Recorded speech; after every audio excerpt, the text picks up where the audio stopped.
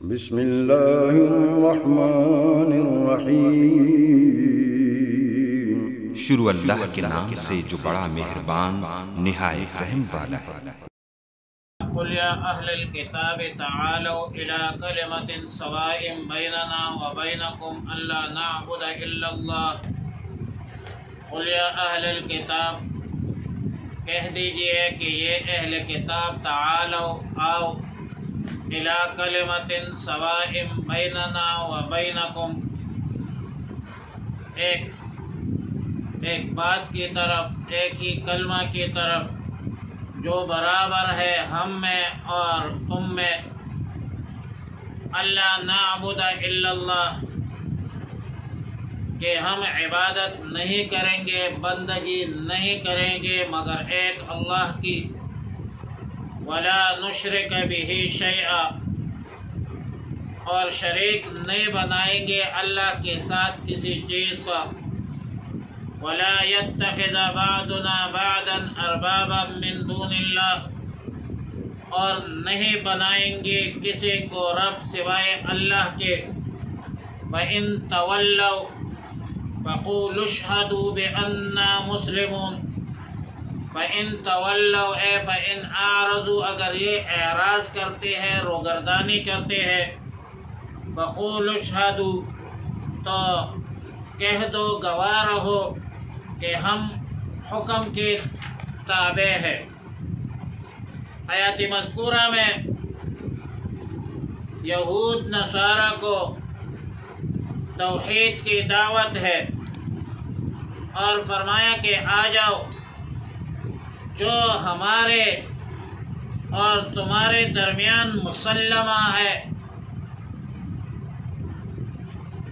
اب ظاہر ہے کہ مخالف العقیدہ یا مخالف النظریہ شخص کو جب دعوت دی جاتی ہے تو دعوت کے اس وقت اصول یہ ہے کہ متفق علیہ امور پر دعوت دی جاتی ہے۔ ہمیشہ کے لیے مناظرہ، سیاست اور دعوت میں مسلمات خصم کو مد نظر رکھا جاتا ہے، اور یہ ضابطہ ہے کہ خصم کو، مقابل کو جب آپ لاجواب کرتے ہیں، ملزم کرتے ہیں، تو مسلمات خصم سے آپ اس کو لاجواب اور ملزم کریں گے۔ چونکہ یہود نصارہ اور امت مسلمہ کے درمیان قدر مشترک ہی اللہ کی عبادت ہے، اور شرک ہر حال میں سب کے نزدیک مذموم ہے، اور سب کے درمیان یہ بھی متفقہ امر ہے کہ اللہ کو چھوڑ کر کسی غیر کی عبادت بھی نہیں کرنی ہے، اور اس کو رب بھی نہیں بنانا چاہیے۔ یہ متفقہ امور تورات، انجیل، زبور، قرآن، تمام صحائف میں یہ مسلمہ اصول موجود ہے۔ اب شریعت مطہرہ دین اسلام میں توحید جو ہے یہ اساس ہے، بنیاد ہے دین اسلام کا، اور جتنے بھی انبیاء علیہم السلام نے دنیا میں تشریف لایا ہے، سب انبیاء علیہم السلام نے یہ دعوت دی ہے، لا الہ الا اللہ۔ بخاری شریف کی روایت میں ہے کہ نبی علیہ السلام نے جب روم کے بادشاہ ہرقل کو خط لکھا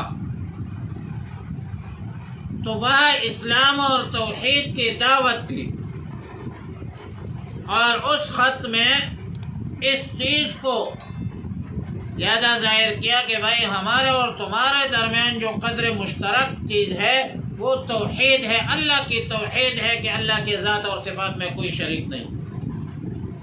اور وہ دعوت اور خط یہ ہے کہ بسم اللہ الرحمن الرحیم، من محمد رسول اللہ، من محمد عبد اللہ ورسول الہ ہرقل عظیم الروم، سلام علی من اتبع الہدی، اما بعد فإنی ادعوک بدعایت الاسلام، اسلم تسلم یؤتیک اللہ اجرک مرتین، فإن تولیت فإنما فإن عليك اسم اليرثيين يا أهل الكتاب تعالوا إلى كلمة سواء بيننا وبينكم ألا نعبد إلا الله ولا نشرك به شيئا ولا يتخذ بعضنا بعضا أربابا من دون الله. مفہوم یہ ہے کہ میں تجھے اسلام کی دعوت دیتا ہوں، اسلام قبول کرے سلامت رہے گا اور اللہ تجھے دوہرا اجر دے گا، اور اگر تو نے فَإِن تَوَلَّيْتَ اگر تو نے اعراض کیا تو فَإِنَّ عَلَيْكَ اسم اليرثیین، تو تمہارے اوپر یہ تمام کاشتکاروں کا گناہ بھی تمہارے ذمہ ہوگا. مطلب یہ ہے کہ تیرے وجہ سے جو کاشتکار زمیندار اسلام قبول نہیں کریں گے تو وہ گناہ بھی تمہارے ذمہ ہوگا، کیونکہ تم اسلام سے روکنے کا سبب ہو. تمہارے پاس طاقت ہے، گورنمنٹ ہے، حکومت ہے، اور نبی علیہ السلام نے مذکورہ خط میں اسلام کی دعوت دی، توحید کی دعوت دی. لیکن اس کا مطلب یہ نہیں ہے، نہ آیات کا یہ مطلب ہے، نہ حدیث کا اور خط کا یہ مطلب ہے کہ یہودیوں نصرانیوں تم اپنے یہودیت اور نصرانیت پر رہتے ہوئے ہمارے ساتھ توحید کا کام کرو. اس کا یہ مطلب بھی نہیں ہے، بلکہ یہ مستقل دعوت ہے توحید کی، دین اسلام کی طرف. وَلَا يَتَّخِذَ بَعْضُنَا بَعْضًا أَرْبَابًا مِّن دُونِ اللَّهِ، اور نہیں بنائیں گے ہم ایک دوسرے کو رب اللہ کو چھوڑ کر.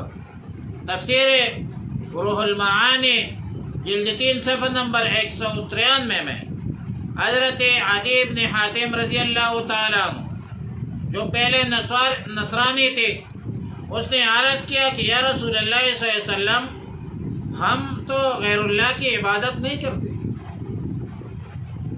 تو پھر یہ کیوں کہا ہے کہ آپس میں ایک دوسرے کو رب مت بناؤ؟ رب وَلَا يَتَّخِذَ بَعْضُنَا بَعْضًا أَرْبَابًا مِّن دُونِ اللَّهِ. نبی علیہ السلام نے فرمایا کہ ہاں ایسا تو ہے، لیکن چیزوں کو حلال کرنا حرام کرنا یہ اختیار اللہ ہی کی شان عالی ہے، یہ بندوں کا اختیار نہیں ہے، یہ مرتبہ کسی اور کو حاصل نہیں ہے، اور تم یہ کام کرتے رہے. اور آخر میں فرمایا فَقُولُوا اشْهَدُوا بِأَنَّا مُسْلِمُونَ. اس سے پہلے یہ تعلیم دی گئی کہ واضح دلائل کے باوجود حق تسلیم کرنے سے انکار اور اعراض کرنا یہ ہتھڑمی ہے. اور جب آپ نے دلائل اور حجت کی بنیاد پر آپ نے اپنے دعوے کو ثابت کیا تو آپ نے حجت تام کر دیا. آپ کا حجت تام ہے، آپ نے اتمام حجت کر دیا، اور پھر آخر میں آپ اپنے مسلک کا اظہار کیجئے. مزید کلام اور گفتگو کی ضرورت نہیں ہے، مزید بحث اور تکرار جو ہے پھر وہ مناسب نہیں ہے. یا اہل الکتاب لم تحاجون فی ابراہیم، اے اہل کتاب تم کیوں حجت کرتے ہو ابراہیم علیہ السلام کے بارے میں. وما انزلت التوراۃ والانجیل الا من بعد، حالانکہ نہیں اتارے گئی تورات اور انجیل مگر اس کے بعد. افلا تعقلون، کیا تم عقل نہیں رکھتے؟ ہا انتم ہؤلاء حاججتم فیما لیس فیما لکم بہ علم، اے لوگو تم ایسے لوگو جنہوں نے اس چیز پر جھگڑا کیا جس کا تمہیں کچھ علم تھا. فَلِمَ تُحَاجُّونَ فِي مَا لَيْسَ لَكُمْ بِهِ عِلْمٌ، پھر تم کیوں حجت کرتے ہو اس بات میں جس کا تمہیں کوئی پتہ نہیں، کوئی علم نہیں. وَاللَّهُ يَعْلَمُ وَأَنْتُمْ لَا تَعْلَمُونَ، اور اللہ جانتا ہے اور تم نہیں جانتے. مَا كَانَ إِبْرَاهِيمُ يَهُودِيًّا وَلَا نَصْرَانِيًّا، نہیں تھے ابراہیم علیہ السلام یہودی، ولا نصرانیًا اور نہ نصرانی، ولیکن کان حنیفا مسلما، لیکن وہ تھے حق کو مائل، حنیفاً اے مائلاً الی الحق، اور حق اختیار کرنے والے تھے، فرمان بردار تھے. وما کان من المشرکین، اور وہ مشرکین میں سے تو نہیں تھے۔ لباب النقول میں بحوالے دلائل النبوہ للبیہقی سیدنا عبداللہ ابن عباس رضی اللہ تعالی عنہما سے نقل ہے کہ نجران اور یہودیوں کے علماء رسول اللہ مبارک صلی اللہ علیہ وسلم کی خدمت اقدس میں حاضر ہوئے اور آپس میں جھگڑے کرنے لگے۔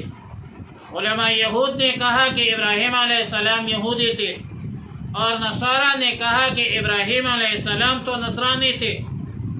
نبی علیہ السلام نے دونوں کی سرزنش کی اور آیات مذکورہ نازل ہوئے کہ تم کو جو تھوڑا بہت علم دیا ہے وہ حضرت موسیٰ علیہ السلام کے بارے میں تھا، اور اس کے متعلق تم کیوں حجت بازی کرتے ہو جس کا تمہیں کوئی علم نہیں ہے، کوئی پتہ نہیں ہے۔ ابراہیم علیہ السلام کے بارے میں یہ دعویٰ کرنا کہ وہ یہودی تھے یا نصرانی تھے، یہ سراسر جھوٹ پر مبنی ہے۔ حضرت موسیٰ علیہ السلام نے تو ابراہیم علیہ السلام کی نسل سے تھے، اور سینکڑوں سال بعد حضرت موسیٰ علیہ السلام نے دنیا میں تشریف لایا ہے اور مبعوث ہوئے ہیں۔ یہودیت تو حضرت موسیٰ علیہ السلام سے شروع ہوا کرتا ہے۔ اب یہودیو تم بتاؤ کہ جو شخص یعنی حضرت ابراہیم علیہ السلام جو سینکڑوں سال پہلے حضرت موسیٰ علیہ السلام سے پہلے گزر چکا ہے، وہ اس کے دین پر کیسے ہو سکتا ہے؟ ابراہیم علیہ السلام موسیٰ علیہ السلام کے دین پر کیسے ہو سکتا ہے؟ اور پھر حضرت عیسیٰ علیہ السلام اور موسیٰ علیہ السلام کے درمیان بھی سینکڑوں سال کا فاصلہ ہے۔ نصرانیوں ابھی تم بتاؤ کہ ابراہیم علیہ السلام نصرانی کیسے ہو سکتا ہے؟ اس کے تک کیا بنتی ہے؟ دینی نصرانیت تو حضرت عیسیٰ علیہ السلام سے شروع ہوتی ہے، تو ابراہیم علیہ السلام کیسی نصرانی بن گیا؟ آج کے دور میں کوئی یہ کہے کہ امام ابو حنیفہ دیوبندی تھے، کوئی کہے کہ بریلوی تھے، میں کہتا ہوں دونوں جھوٹ بولتے ہیں، کیونکہ امام ابو حنیفہ کس زمانے میں ہے اور دیوبندیت اور بریلیت کا اثر کب سے شروع ہوئی؟ تو لہذا اللہ نے فرمایا بھائی تم عقل سے کام لو، عقل استعمال کرو۔ معلوم ہوا کہ یہ لوگ عقل سے بھی خالی ہے، بے عقل ہے یہ دونوں۔ پھر دوسری بات یہ ہے کہ ابراہیم علیہ السلام موحد تھے، اور یہودی اور نصرانی تم شرک میں مبتلا ہو۔ حق اور باطل کو آپس میں مت ملاؤ۔ ابراہیم علیہ السلام نہ یہودی تھے نہ نصرانی تھے، بلکہ وہ ایک موحد تھے۔